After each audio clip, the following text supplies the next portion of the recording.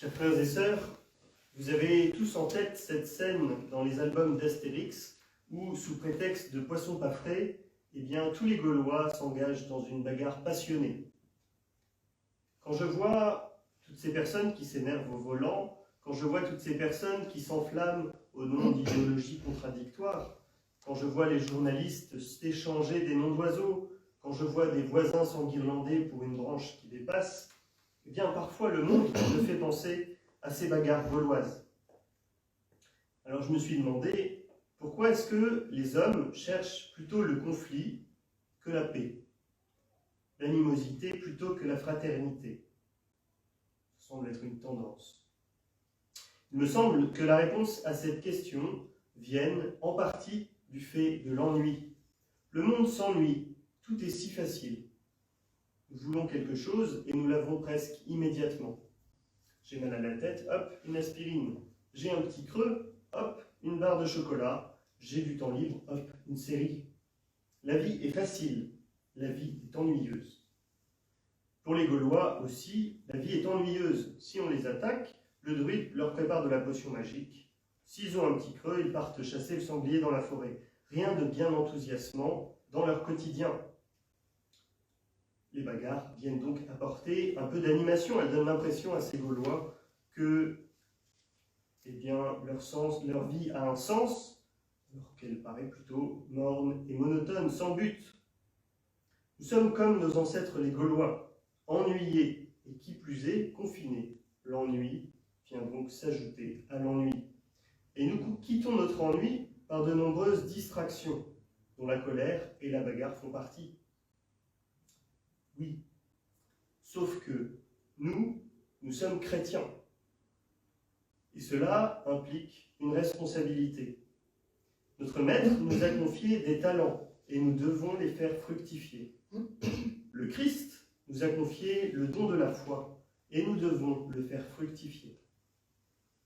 La foi, ce n'est pas une opinion hasardeuse, c'est le don le plus précieux de Dieu aux hommes.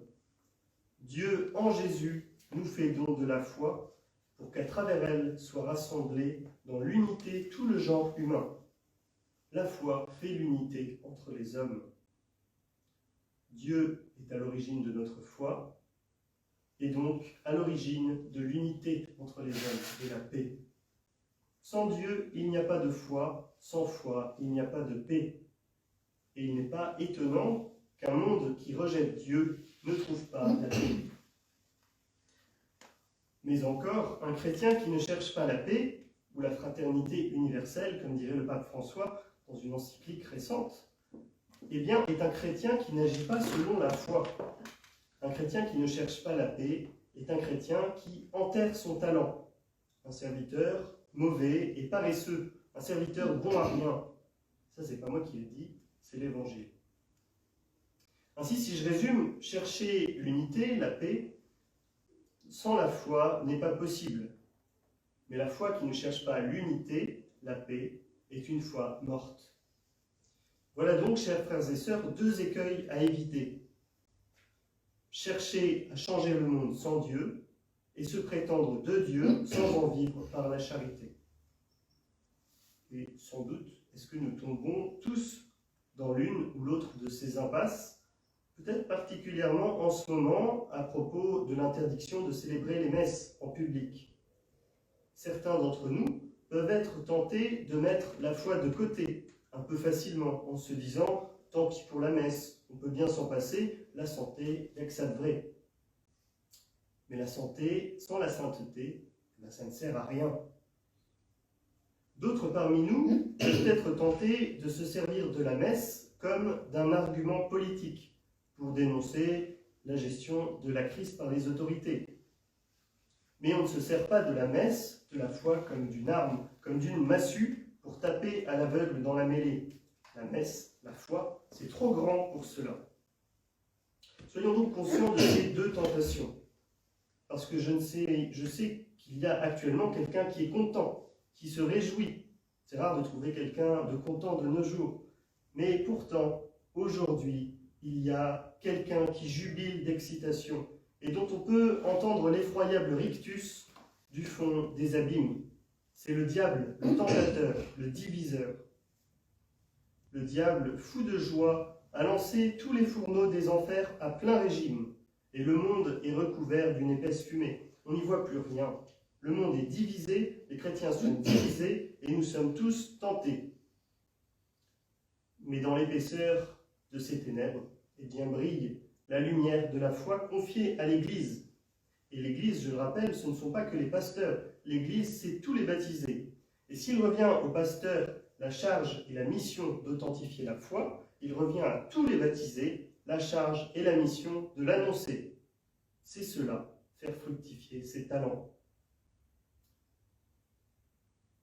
Frères et sœurs, pendant ce confinement, chers frères et sœurs, vous avez tous en tête cette scène dans les albums d'Astérix où, sous prétexte de poissons pas frais, eh bien, tous les Gaulois s'engagent dans une bagarre passionnée.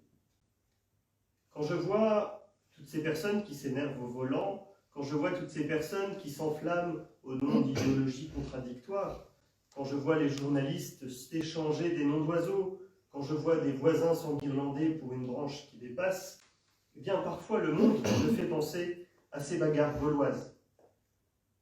Alors je me suis demandé, pourquoi est-ce que les hommes cherchent plutôt le conflit que la paix, l'animosité plutôt que la fraternité? Ça semble être une tendance. Il me semble que la réponse à cette question vienne en partie du fait de l'ennui. Le monde s'ennuie, tout est si facile. Nous voulons quelque chose et nous l'avons presque immédiatement. J'ai mal à la tête, hop, une aspirine. J'ai un petit creux, hop, une barre de chocolat. J'ai du temps libre, hop, une série. La vie est facile, la vie est ennuyeuse. Pour les Gaulois aussi, la vie est ennuyeuse. Si on les attaque, le druide leur prépare de la potion magique. S'ils ont un petit creux, ils partent chasser le sanglier dans la forêt. Rien de bien enthousiasmant dans leur quotidien. Les bagarres viennent donc apporter un peu d'animation. Elles donnent l'impression à ces Gaulois que eh bien, leur vie a un sens, alors qu'elle paraît plutôt morne et monotone, sans but.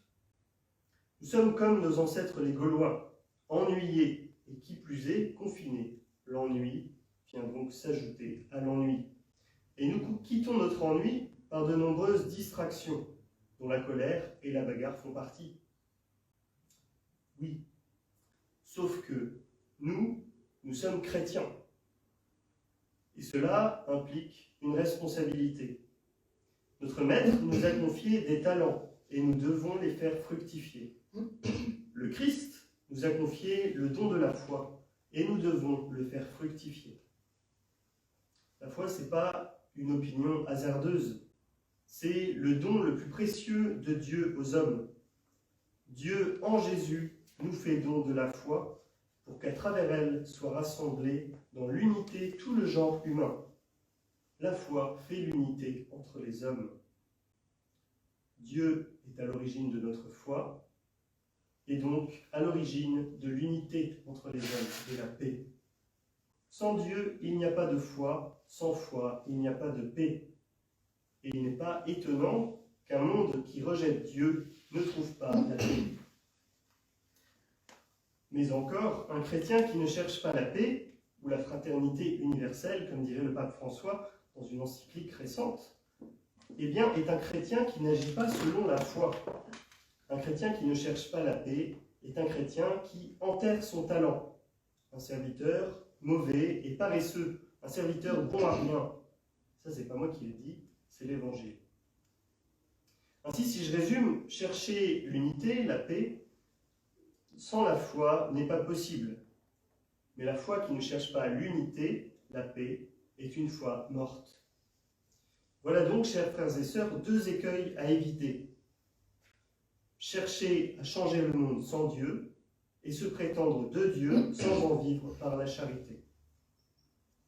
Et sans doute, est-ce que nous tombons tous dans l'une ou l'autre de ces impasses, peut-être particulièrement en ce moment à propos de l'interdiction de célébrer les messes en public.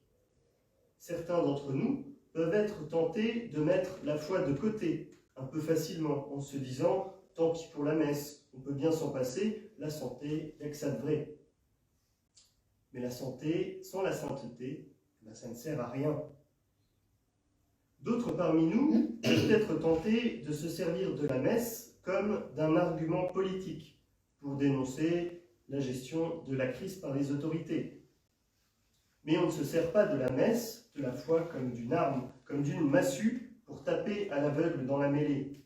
La messe, la foi, c'est trop grand pour cela. Soyons donc conscients de ces deux tentations. Parce que je sais qu'il y a actuellement quelqu'un qui est content, qui se réjouit. C'est rare de trouver quelqu'un de content de nos jours. Mais pourtant, aujourd'hui, il y a quelqu'un qui jubile d'excitation et dont on peut entendre l'effroyable rictus du fond des abîmes. C'est le diable, le tentateur, le diviseur. Le diable, fou de joie, a lancé tous les fourneaux des enfers à plein régime, et le monde est recouvert d'une épaisse fumée. On n'y voit plus rien. Le monde est divisé, les chrétiens sont divisés, et nous sommes tous tentés. Mais dans l'épaisseur de ces ténèbres, eh bien, brille la lumière de la foi confiée à l'Église. Et l'Église, je le rappelle, ce ne sont pas que les pasteurs. L'Église, c'est tous les baptisés. Et s'il revient aux pasteurs la charge et la mission d'authentifier la foi, il revient à tous les baptisés la charge et la mission de l'annoncer. C'est cela, faire fructifier ses talents. Frères et sœurs, pendant ce confinement, ne lâchons ni la prière, ni la charité. Soyons d'authentiques chrétiens, d'authentiques priants qui cherchent la paix. Ne nous laissons pas abuser par le tentateur. Ne nous laissons pas abuser par l'orgueil de vouloir changer le monde sans l'aide de Dieu. Ne nous laissons pas tenter par l'idée de changer le monde autrement que par la charité. Dieu est amour. Prier et aimer, voici les deux armes que nous recevons pour ce temps confiné. Avec ces armes, nous vaincrons l'ennui, l'absurdité du moment, la désunion, et je le crois, nous viendrons à bout de cette crise. Alors, soyons prêts, soyons saints, soyons chrétiens. Amen.